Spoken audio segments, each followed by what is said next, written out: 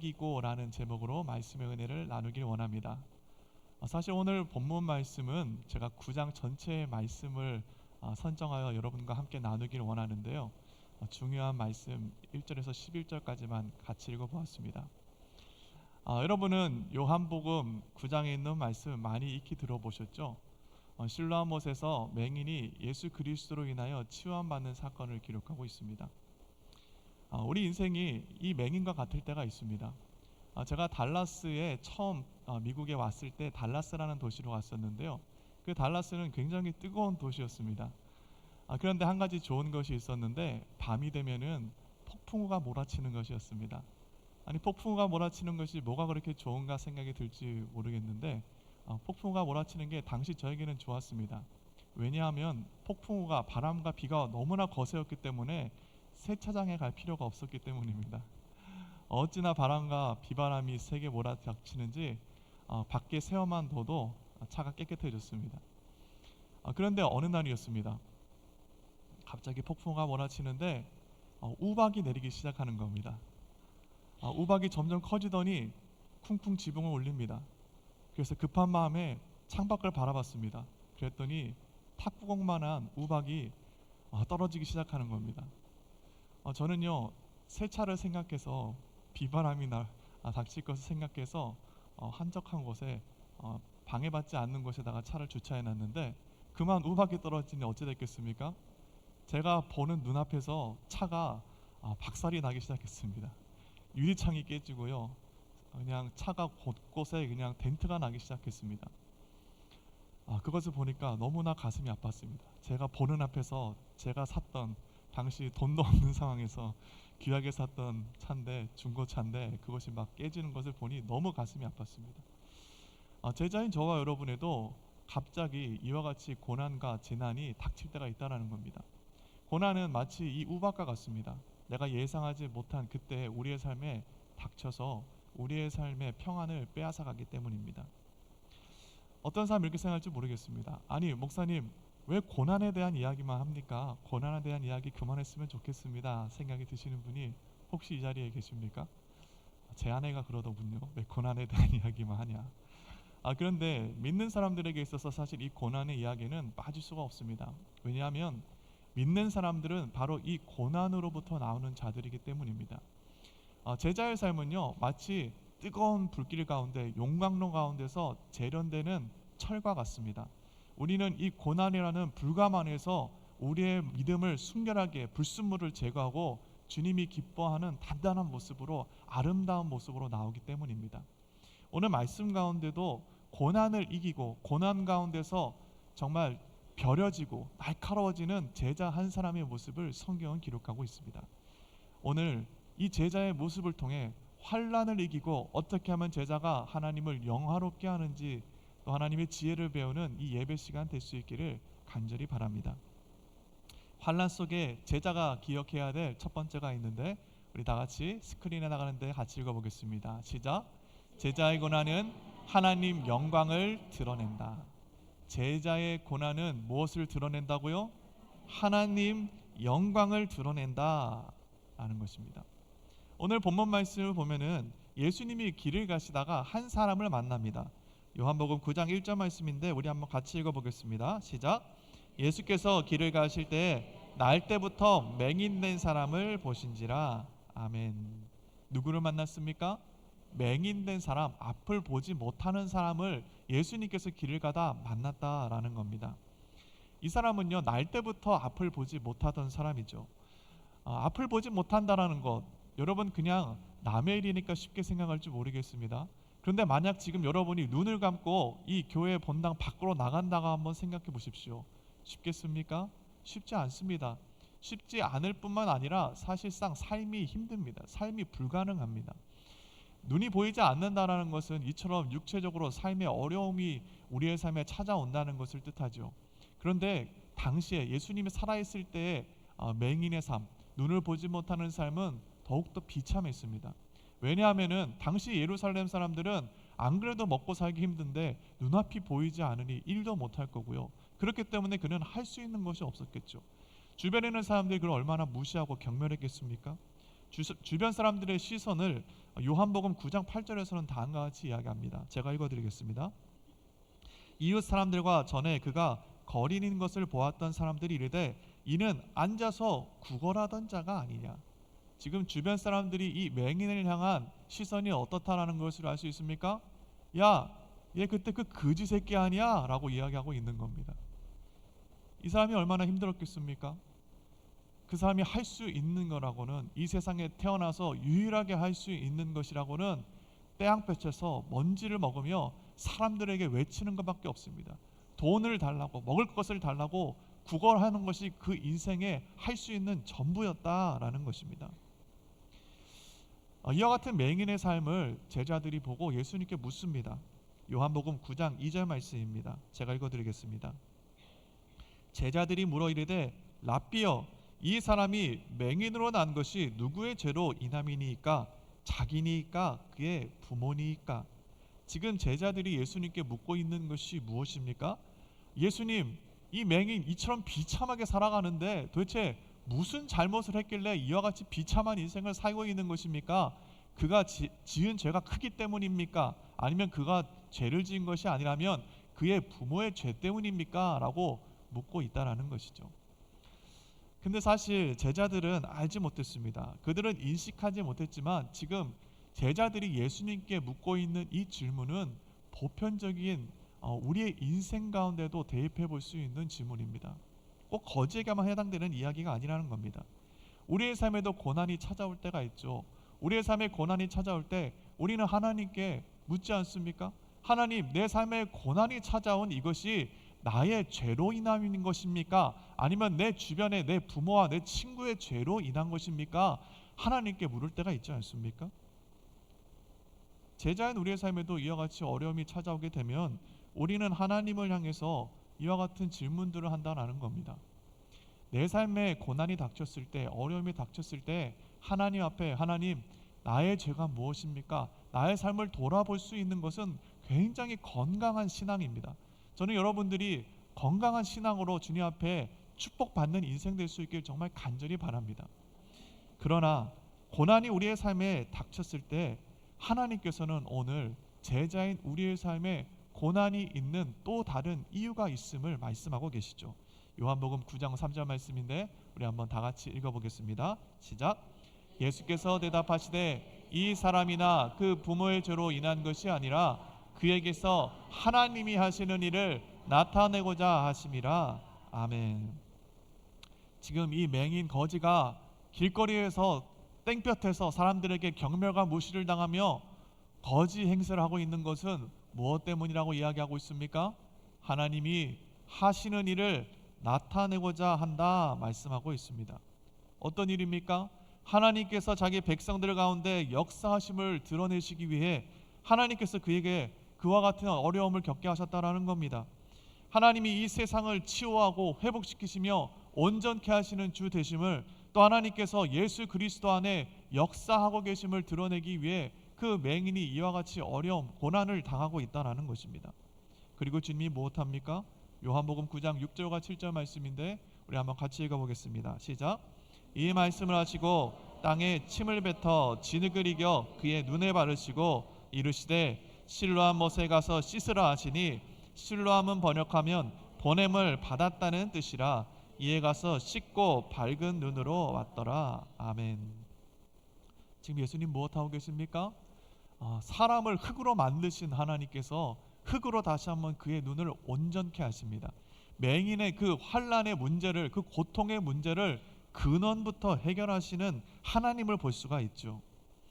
여러분, 이 맹인이 하나님께서 자신의 눈을 고치셨을 때 어떠했을 것 같습니까? 그가 눈에 보이기 시작하는 그 세상을 바라보며 어떤 감정이 들었을 것 같습니까? 제가 언젠가 색깔을 보지 못하는 사람들이 안경을 쓰고 그 교정 안경이 그의 눈을 색깔을 입혀서 이 세상의 아름다운 색깔들을 보는 것을 한번 영상으로 본 적이 있습니다. 여러분들도 보신 적 있으십니까? 세상에 색깔이 없는 것을 보던 사람이 교정 안경을 끼고 이 세상을 보면은요, 감탄을 합니다. 눈물을 흘립니다. 심지어 땅에 주저앉기까지 합니다. 그런데 오늘 이 사람은 어떠했겠습니까? 태어날 때부터 앞을 보지 못하는 사람입니다. 태어날 때부터 앞을 보지 못하던 사람이 예수님이 그의 눈을 온전히 회복시키심으로 그가 이 세상의 아름다움을 보기 시작합니다. 우리는 이 세상의 아름다움이 얼마나 장엄하고 위대한지 잘 알지 못하죠. 그러나 평생 앞을 보지 못하는 사람이 자신이 눈을 떠서 이 세상에 하나님이 만드신 아름다운 것을 볼 때 그가 전율을 느끼지 않았겠습니까? 그가 감격하지 않았겠습니까? 예수님은요, 그의 육체만 치료하신 것이 아니라 그의 영혼 전부를 치료하고 온전하게 회복시켰다라는 것을 알게 되죠. 더 놀라운 것은 저와 여러분에도 하나님께서는 동일한 축복을 허락하셨다라는 겁니다. 우리가 이 세상의 아름다움을, 하나님의 위대하심을 온 세상 만물을 통해 깨닫지 않습니까? 우리는 이 세상 모든 것을 통해 하나님의 영광을 보는 인생이 되었다라는 것입니다. 다시 한번 저와 여러분의 삶이 하나님이 이 세상에 만들어 놓으신 그 위대함과 장엄함과 아름다움을 다시 한번 감격하는 삶으로 살아갈 수 있기를 예수님의 이름으로 축복합니다. 근데 중요한 것이 있죠. 하나님께서 그 가운데 목적이 있었다라는 겁니다. 다시 한번 요한복음 9장 3절 말씀을 같이 읽어보겠습니다. 시작. 예수께서 대답하시되 이 사람이나 그 부모의 죄로 인한 것이 아니라 그에게서 하나님이 하시고자 하는 일을 나타내고자 하심이라. 아멘.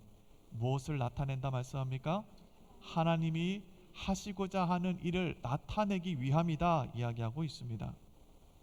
우리는요, 고난 당할 때 이런 생각할지 모르겠습니다. 하나님, 도대체 이게 뭡니까? 내가 당하는 이 고난이 도대체 하나님의 영광과 무슨 상관이 있습니까? 생각될지 모르겠습니다. 하나님, 내가 지금 당하는 이 가난과 재정의 결핍이 도대체 하나님 영광과 무슨 상관이 있습니까? 하나님, 내가 이 세상에서 당하는 수치와 모멸감이 도대체 하나님의 영광과 무슨 상관이 있습니까? 하나님, 내가 지금 절망하며 애통하고 슬퍼하는 이것이 도대체 하나님의 영광과 무슨 상관이 있습니까? 라는 생각이 들 때가 있죠. 근데 예수님 말씀하십니다. 그것은 그 사람의 죄나 그 부모의 죄로 인한 것이 아니라 그의 삶을 통해 하나님의 행하시는 일을, 하나님의 영광을 드러내기 위함이다 라고 말씀하고 있다는 겁니다. 그럼에도 불구하고 우리는 이런 생각이 들죠. 아니, 맹인이 눈을 떠야 그것이 하나님의 영광이지 눈을 뜨지 못하면 도대체 그것이 어찌 하나님께 영광 되겠습니까? 하나님, 내 육체의 질병이 치유함 받아야 하나님을 영화롭게 하지 내가 육체 가운데 질병 가운데 고통받고 있는 것이 어찌 하나님을 영화롭게 합니까? 하나님, 내가 이처럼 어려움을 겪고 살아가는 애통함과 가난하니 어찌 하나님께 영광 올려드립니까? 하나님, 이것이 회복되고 채워져야 주님께 영광 올려드리는 것 아닙니까? 라는 생각이 들지 모르겠습니다. 여러분, 근데 기억해야 되는 것이 있습니다.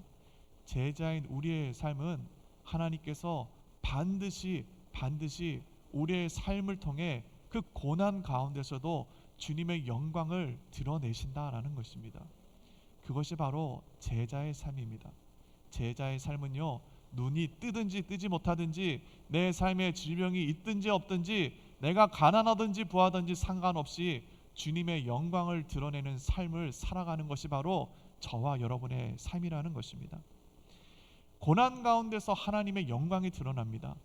고난 가운데서 주님의 분명하고 선명한 하나님의 일이 나타납니다.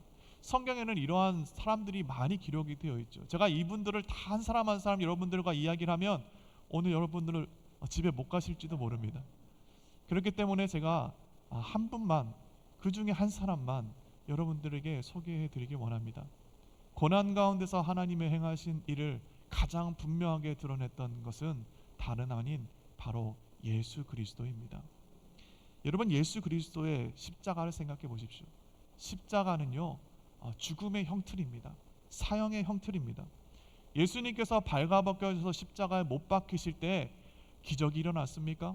하늘 문이 열리고 천군 천사가 이 땅 가운데 내려와서 예수 그리스도를 십자가에서 내렸습니까? 그런 기적은 일어나지 않았습니다. 예수님께서 십자가에 달리셨을 때에 예수님 앞에서 예수님을 조롱하고 비웃던 자들이 하늘로부터 불이 내려와 그들을 태워 죽였습니까? 아니요. 예수님께서 십자가에 달리셨을 때 그런 기적은 일어나지 않았습니다. 예수님은 철저하게 비참하게 그저 십자가에서 죽임 당하셨다라는 겁니다. 여러분, 그런데 예수님은 그 십자가의 고난 가운데서 누구보다도 분명하고 선명하게 하나님이 하시고자 하는 일을 이 땅 가운데 드러내셨죠. 예수 그리스도는 그 고난을 통해 하나님을 영화롭게 하는 삶을 살아갔다라는 것입니다. 혹시 오늘 고난 가운데, 어려움 가운데 이 예배당을 찾으신 성도의 삶이 있으십니까? 여러분, 그렇다면 다시 한번 하나님은 그 고난을 통해서 여러분 가운데 하나님이 행하시고자 하는 일을 나타내며 하나님을 영화롭게 하는 제자의 삶을 살아감을 다시 한번 기억할 수 있는 저와 여러분의 삶이 되기를 예수님 이름으로 축복합니다. 제자는 고난 가운데 있으나, 축복 가운데 있으나, 기쁨 가운데 있으나, 슬픔 가운데 있으나 우리의 삶은 주님의 행하시는 일을 이 세상 가운데 드러내며 하나님을 영화롭게 하는 삶을 살아갑니다. 그런 삶 살아가는 저와 여러분의 삶이 될 수 있기를 예수님 이름으로 축복합니다. 로마서 8장 16절부터 18절은 그렇게 다음과 같이 이야기하죠. 우리 다 같이 한번 읽어보겠습니다. 시작. 성령이 친히 우리의 영과 더불어 우리가 하나님의 자녀인 것을 증언하시나니 자녀이면 또한 상속자 곧 하나님의 상속자요 그리스도와 함께한 상속자니 우리가 그와 함께 영광을 받기 위하여 고난도 함께 받아야 할 것이니라. 생각하건대 현재 고난은 장차 우리에게 나타날 영광과 비교할 수 없도다. 아멘. 우리의 삶이 어떠한 이유로 어떠한 상황 가운데 고난을 받고 있든지 상관없이 그것을 통해 하나님은 여러분을 통해 역사하시며 주님을 영화롭게 할 것입니다. 우리가 받는 고난은 장차 우리에게 누려지게 될 영광과 비교할 수 없음을 다시 한번 기억하십시오. 비록 이 세상에서 내가 조롱당하고 박해받고 어려움당하고 빼앗길지라도 우리가 장차 받을 영광은 이것과는 비교할 수 없음을 다시 한번 기억하여 그 고난 가운데서 우리를 통해 역사하시는 주님을 기대하며 의지하는 저와 여러분의 삶이 될 수 있기를 간절히 바랍니다. 환난 가운데 있을 때, 고난 가운데 있을 때 제자인 저와 여러분이 기억해야 되는 두 번째가 있습니다. 우리 스크린에 나가는데 다 같이 한번 읽어보겠습니다. 시작. 예수님을 붙잡으면 세상을 이긴다라는 겁니다. 누구를 붙잡으라고요? 예수님을 붙잡으면 고난 가운데 있어도 우리는 세상을 이길 수 있다라는 겁니다. 우리에게 널리 알려져 있는 말씀은 오늘 우리가 읽었던 요한복음 9장 1절부터 11절까지 말씀, 눈이 뜨는 실로암 못에 가서 내가 세상의 빛이다 하시는 이 주님의 말씀 가운데 있었죠. 근데 저는 사실 이 본문 말씀 가운데 우리가 놓치지 말아야 할 또 하나의 굉장히 중요한 이야기가 바로 이 뒷이야기라고 생각합니다. 예수님은 오늘 이 맹인을 치유하셨습니다. 이 맹인의 육체적인 삶뿐만 아니라 그의 사회적인 그 모든 것들도, 그의 영혼의 삶도 예수님께서는 온전히 치유하셨죠. 근데 참 아이러니합니다. 그의 삶이 이와 같이 큰 은혜를 받고 온전히 회복되고 하나님의 축복을 받아 누렸는데 그 일 이후에 세상이 그가 받은 은혜를, 하나님으로부터 받은 축복을 빼앗아 가려고 하고 있다라는 것입니다. 예수님이 그 맹인을 치유함으로 인해 유대인과 바리새인들이 그의 가정과 그를 신문하기 시작합니다. 요한복음 9장 18절 말씀입니다. 당시의 상황을 다음과 같이 이야기합니다. 유대인들이 그가 맹인으로 있다가 보게 된 것을 믿지 아니하고 그 부모를 불러 이르되. 지금 유대인들이 맹인의 부모를 불렀습니다. 그 부모를 부른 이유가 무엇입니까? 맹인 되었다가 보게 되었다라는 것을 믿지 못했기 때문이라는 것이죠. 지금 이 유대인들은 뭐라고 생각하고 있는 겁니까? 예수님이 맹인의 눈을 뜨게 한 이 사건이 서로 돈을 받고 짜고 치는 것이다. 저들이 지금 계획하고 사기를 치고 있는 것이다 라고 생각했다라는 것입니다. 그렇기 때문에 부모에게 묻습니다. 요한복음 9장 19절 말씀입니다. 이는 너희 말에 맹인으로 났다 하는 너희 아들이냐? 그러면 지금은 어떻게 해서 보느냐? 여러분, 이거는요 그냥 질문이 아닙니다. 형사가 범인에게 신문하는 것과 같은 것이죠. 그리고 부모의 대답을 보십시오. 요한복음 9장 20절 말씀입니다. 그 부모가 대답하여 이르되 이 사람이 우리의 아들인 것과 맹인으로 난 것을 아나이다. 지금 부모는 사실을 이야기하고 있습니다. 내 아들이 태어났을 때부터 앞을 보지 못하던 자였다라는 것을 그들 가운데 이야기하고 있다라는 것입니다. 그러나 그들이 그 이상은 이야기하지 않죠. 요한복음 9장 21절 말씀입니다. 그러나 지금 어떻게 해서 보는지 또는 누가 그 눈을 뜨게 하였는지 우리는 알지 못하나이다. 그에게 물어보소서. 그가 장성하였으므로 자기 일을 말하리이다.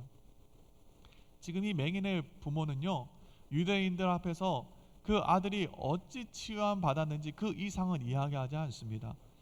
왜 그렇습니까? 눈을 뜨고 그 눈 뜬 것으로 인하여 책임을 유대인들이 물을 때에 본인들은 그 책임을 지기 싫었기 때문이죠. 근데 그것이 단순히 책임지기 싫었다는 정도가 아니라 그때 그 상황이 그 부모들이 어쩔 수 없이 이와 같은 말을 할 수밖에 없었음을 알게 됩니다. 요한복음 9장 22절 말씀입니다. 그 부모가 이렇게 말한 것은 이미 유대인들이 누구든지 예수를 그리스도로 시인하는 자는 출교하기로 결의하였으므로 그들을 무서워함이러라. 아멘. 무엇 때문이었다는 겁니까? 지금 예수님을 그리스도라고 고백하게 되면 그들이 이들을 출교하기로 결정을 했다라는 겁니다. 출교로 한다라는 것, 우리가 생각할 때는 가볍게 생각할지 모르겠습니다. 근데 당시 예수님이 살아있을 때 유대교에서 출교 당한다라는 것은 단순히 사회적으로 고립된다라는 것을 뜻하지 않습니다. 그들은요, 이제 보호받지 못하고 더 나아가서는 그들이 죽임을 당해도, 위협을 당해도 더 이상 아무도 그의 죽음에 대해서 안타까워하지 않고 슬퍼하지 않는 삶을 살게 된다라는 것입니다. 그러니 그 부모들이 지금 예수님에 대해서는 언급하고 있지 않는 겁니다. 지금은 신문하는 자리라고 생각될지 모르겠지만 출교 당하게 되면 그 자리는 바로 재판장이 되어 저들이 돌에 맞아 죽을 수 있는 상황 가운데 처해 있다라는 것입니다. 참 아이러니하지 않습니까? 분명 하나님의 놀라운 기적이 그들의 삶 가운데 있었습니다. 하나님의 은혜와 축복이 저들의 삶 가운데 저들의 삶을 일으키고 회복시켰습니다. 그런데 그 은혜를 받은 바로 그 직후에 이 세상의 원수가 하나님이 우리 가운데 주신, 하나님의 제자 가운데 주신 그 기쁨을 빼앗아 가려고 하고 있다라는 겁니다. 우리가 교회 생활 하다 보면 우스갯소리로 이런 농담을 하죠. 부흥에 너무 은혜 받고 제일 조심해야 될 때는 언제라고요? 집에 갈 때 차 안을 제일 조심해야 된다. 이런 농담 혹시 들어보셨습니까? 은혜를 받고 그 은혜와 축복을 누린 인생에 원수가 우리 가운데 받은 그 은혜를 빼앗아 가려고 한다는 겁니다. 우리를 망하게 하기 위해 이 세상의 원수가 틈을 보고 있다는 것입니다.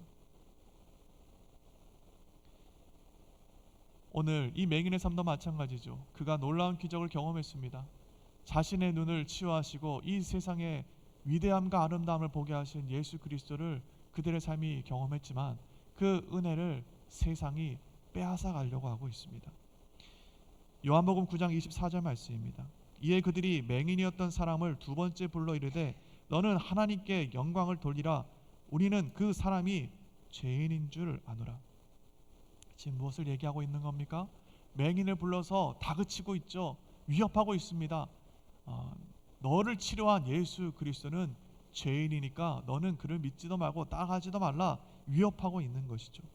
그런데요, 이러한 위협 가운데 지금 이 청년은 놀라운 반응을 보이고 있습니다. 요한복음 9장 25절 말씀인데 우리 한번 다 같이 읽어보겠습니다. 시작. 대답하되 그가 죄인인지 내가 알지 못하나 한 가지 아는 것은 내가 맹인으로 있다가 지금 보는 것이니이다. 아멘. 놀랍지 않습니까? 정말 놀랍지 않습니까? 유대인들은요, 당시 사회의 권위자들입니다. 힘을 가지고 있는 자들입니다. 그들이 예수님을 죄인이라고 몰아붙이고 예수님을 부인하고 부정을 하고 그에게 이야기했음에도 불구하고 그는 이 위협 속에서도, 이 어려운 상황 가운데서도, 그의 삶에 찾아온 또 다른 고난 가운데서도 그는 흔들리지 않는 믿음으로 누구를 붙잡고 있습니까? 예수 그리스도를 붙잡고 있습니다. 저의 삶을 치료하시고 회복시킨 예수 그리스도를 그는 끝까지 놓지 않고 붙잡고 있다라는 것입니다. 그리고 청년은 계속해서 이야기합니다. 요한복음 9장 27절 말씀입니다. 같이 읽어보겠습니다. 시작. 대답하되 내가 이미 일렀어도 듣지 아니하고 어찌하여 다시 듣고자 하나이까? 당신들도 그의 제자가 되려 하나이까? 참으로 놀랍죠. 원래 이렇게 이야기하는 이 사람은 원래 무엇하던 사람이라고요? 길거리에 앉아서 구걸하던 거지입니다. 조롱과 멸시 속에서 살아가던 인생입니다. 그런데 어찌 이가 바리새인과 유대인들 앞에서 이와 같이 전혀 굴하지 않고 예수 그리스도를 증거하는 것입니까? 어찌 그가 그들 가운데 당신들도 그의 제자가 되려 하나이까? 라고 묻고 있습니까? 이 상황 가운데 유대인들이 돌을 들어 이 청년을 쳐서 죽일 수 있는 상황입니다. 아주 어려운 상황이고 그의 삶이 또 다른 고난 가운데 닥쳤다라는 것이죠. 여러분, 근데 이때 중요한 것이 있습니다. 지금 이 맹인 청년은 이 고난 가운데서, 이 세상의 위협과 박해 가운데 누구를 붙잡고 있습니까? 예수님을 붙잡고 있다라는 것입니다.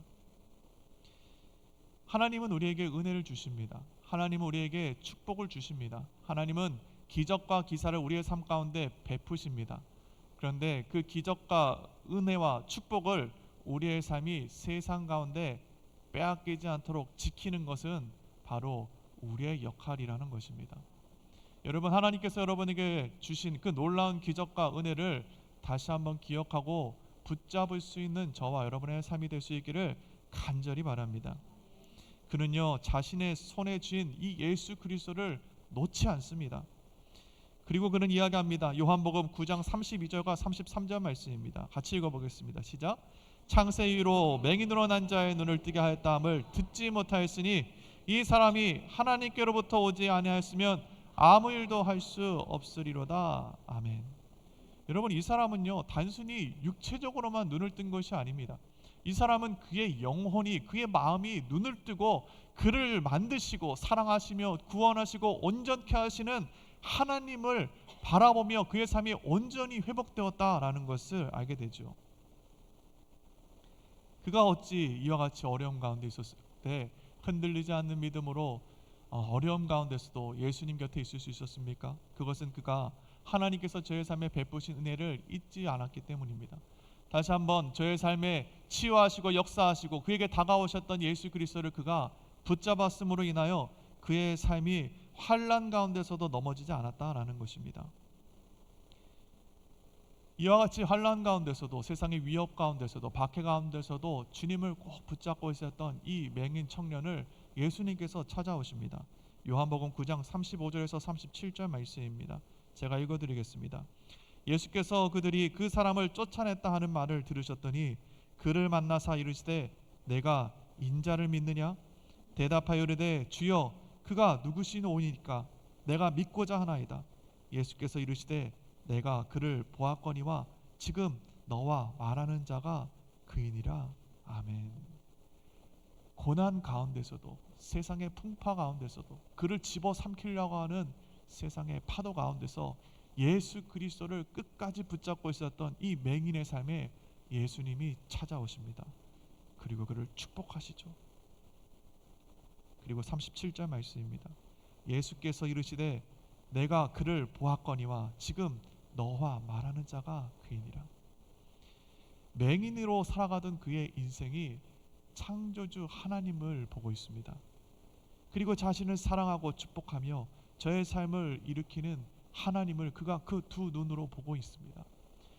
한 인생이, 한 영혼이 거듭나는 순간이죠. 맹인과 거지의 삶에서 제자의 삶으로 거듭나는 순간을 성경은 기록하고 있습니다. 요한복음 9장 38절 말씀입니다. 우리 한번 같이 읽어보겠습니다. 시작. 이르되 주여 내가 믿나이다 하고 절하는지라. 아멘. 주여 내가 믿나이다. 참 짧은 고백 같지만 이 고백은요 한 영혼의, 한 인생의 무게가 담겨있는 고백입니다. 그는 예수 그리스도 앞에 엎드려 주여 내가 주님을 믿나이다 고백하고 있죠. 저는요 이 엎드린 제자의 얼굴을 한번 상상해 봅니다. 그가 자신의 눈을 치유하신 예수 그리스도를 바라보며 주여 내가 주님을 믿나이다 라고 고백하는 그의 삶에 기쁨과 눈물이 흐르지 않았겠습니까? 감격과 전율이 흐르지 않았겠습니까?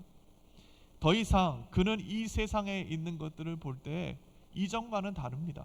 그는 이 세상에 있는 것은 그대로일지 모르겠지만 하나님을 바라보므로 예수 그리스도를 알므로 그는 이 세상에 있는 모든 것을 통해서 하나님의 영광을 바라보는 제자의 삶을 살게 되었다라는 것입니다. 다시 한번 저와 여러분의 삶도 이러한 삶을 회복할 수 있기를 바랍니다. 주여, 내가 믿습니다. 하나님, 내가 지금 환난 가운데 있지만 주님께서 나를 구원하심을 믿습니다. 하나님, 내가 지금 곤고하고 피폐하지만 주님께서 나와 함께 하심을 믿습니다.